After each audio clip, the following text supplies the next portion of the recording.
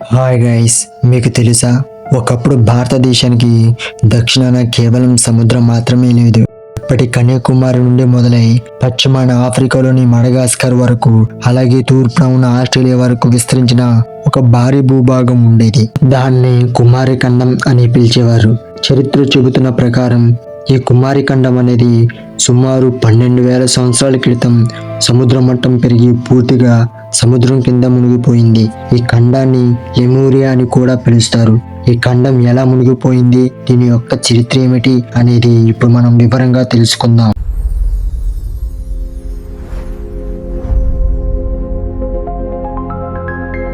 ఈ కుమారి ఖండం గురించి తమిళ మరియు సంస్కృతి ప్రాచీన గ్రంథాలలో ఈ ప్రాంతం గురించి ఉంది. ఒకప్పుడు కుమారి ఖండానికి తెనే మదురై అనే రాజధాని నగరం ఉండేది. ఇక్కడే మొదటి తమిళ సంఘం అంటే సాహిత్య సభ జరిగిందని శివుడు అగస్త్య మహర్షి వంటి వారు దీనికి అధ్యక్షత వహించారని నమ్ముతారు. కానీ ఈ నగరాన్ని ఒక పెద్ద సునామీ వచ్చి ఈ నగరాన్ని ముంచేసింది. ఇలా మొదటి రాజధాని మునిగిపోయాక పాండ్యరాజులు కుమారి ఖండంలోని తూర్పు తీరంలో కబాడపురం అనే కొత్త నగరాన్ని నిర్మించి రెండో తమిళ సంఘాన్ని నిర్వహించారు. కాలక్రమేణా సంభవించిన మరో సముద్ర ప్రళయంలో ఈ నగరం కూడా సముద్ర గర్భంలో కలిసిపోయింది. ఇలా 2 సార్లు సామ్రాజ్యాన్ని భూభాగాన్ని కోల్పోయిన పాండ్యరాజులు చివరకు మిగిలిన భారతదేశ ప్రధాన భూభాగంలోకి వచ్చి ఇప్పటి మదురై నగరాన్ని నిర్మించుకొని మూడో తమిళ సంఘాన్ని స్థాపించారు. ఇది ఇలా విడతల వారీగా మునిగిపోవడానికి కారణాలు ఏంటంటే, భౌగోళిక శాస్త్రాల ప్రకారం 12,000 సంవత్సరాల క్రితం భూమిపై హిమయుగం ముగిసింది. మంచు కొండలు విపరీతంగా కరిగిపోవడం వల్ల సముద్ర మట్టాలు 100 అడుగుల ఎత్తుకు పెరిగాయి. దీనివల్ల భూమిపై ఉన్న ఎన్నో తీర ప్రాంతాలు, ద్వీపాలు సముద్రంలో కలిసిపోయాయి. భారీ సునామీలు, భూకంపాల వల్ల ఈ కుమారి ఖండం క్రమంగా హిందూ మహాసముద్ర గర్భంలోకి జారిపోయి ఉంటుందని ఒక బలమైన నమ్మకం. అయితే ఇటీవల కాలంలో 2013 నుండి 2017 మధ్య శాస్త్రవేత్తలు హిందూ మహాసముద్రం అడుగున పరిశోధనలు చేశారు. మారిషియా అనే ఒక మైక్రో కాంటినెంట్ అంటే ఒక చిన్న ఖండం మునిగిపోయి ఉన్నట్లు శాస్త్రవేత్తలు కనుగొన్నారు. అక్కడ దొరికిన జిర్కాన్ స్ఫటికల వయసు దాదాపు 200 కోట్ల సంవత్సరాలు. ఈ పరిశోధన ద్వారా హిందూ మహాసముద్రం కింద ఒకప్పుడు భారీ భూభాగాలు ఉండేవనే విషయానికి ఒక బలమైన సాక్ష్యం దొరికింది.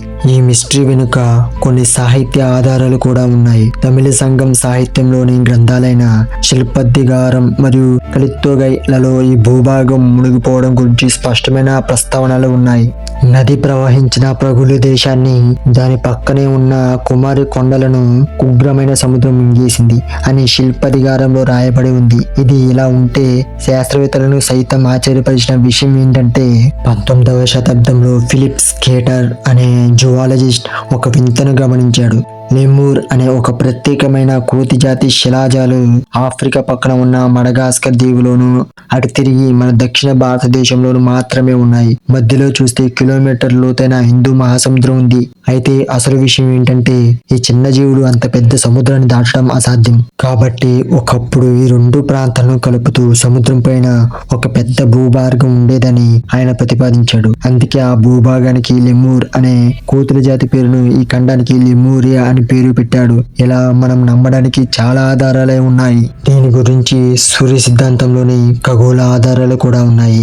భారతదేశ ప్రాచీన ఖగోళ శాస్త్ర గ్రంథమైన సూర్య సిద్ధాంతంలో భూగోళం గురించి వివరిస్తూ ఈ దక్షిణ భూభాగం ప్రస్తావన వస్తుంది. భూమధ్య రేఖకు దక్షిణంగా ఒక పెద్ద మానవ నివాస యోగ్యమైన భూభాగం ఉండేదని, అక్కడ నక్షత్రాలు మరియు సూర్యుని గమనాన్ని లెక్కించే వేధశాలలు కూడా ఉండేవని అందులో రాసి ఉంది.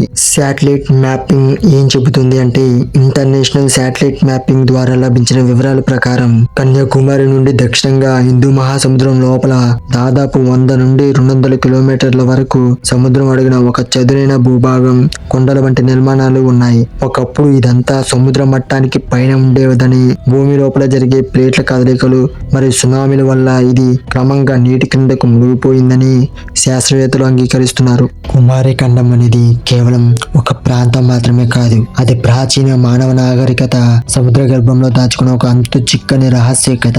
ఒకప్పుడు మన పూర్వీకులు తిరిగిన, మన నదులు ప్రవహించిన ఒక గొప్ప సామ్రాజ్యం నేడు మనం చూస్తున్న హిందూ మహాసముద్రం కింద నిశ్శబ్దంగా నిద్రిస్తుంది. కుమారి ఖండం మునిగినట్టే కొన్ని ప్రాచీన నగరాలైన ద్వారక వంటి ఎన్నో నగరాలు నీటి అడుగున మునిగిపోయాయి.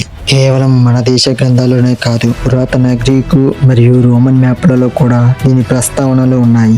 క్రీస్తు శకం 2వ శతాబ్దానికి చెందిన ప్రసిద్ధ గ్రీకు భౌగోళిక శాస్త్రవేత్త టాలెమీ వేసిన మ్యాప్లో భారతదేశానికి కింద సముద్రంలో టాప్రోబేన్ అనే ఒక భారీ ద్వీపాన్ని చూపించాడు. అది ఇప్పటి శ్రీలంక కంటే ఎన్నో రెట్లు పెద్దదిగా ఉంది.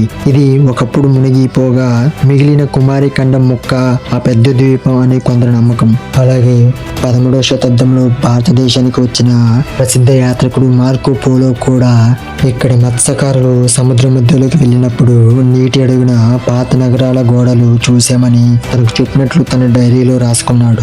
శాస్త్రీయంగా ఒక భారీ ఖండం మునిగిపోవడం సాధ్యం కాకపోయినా వేల సంవత్సరాల క్రితం మంచు కరిగి సముద్రాలు ముందుకు రావడం వల్ల అప్పటి మానవ నివాసాలు సముద్ర గర్భంలో కలిసిపోయాయనేవి మాత్రం అక్షర సత్యం.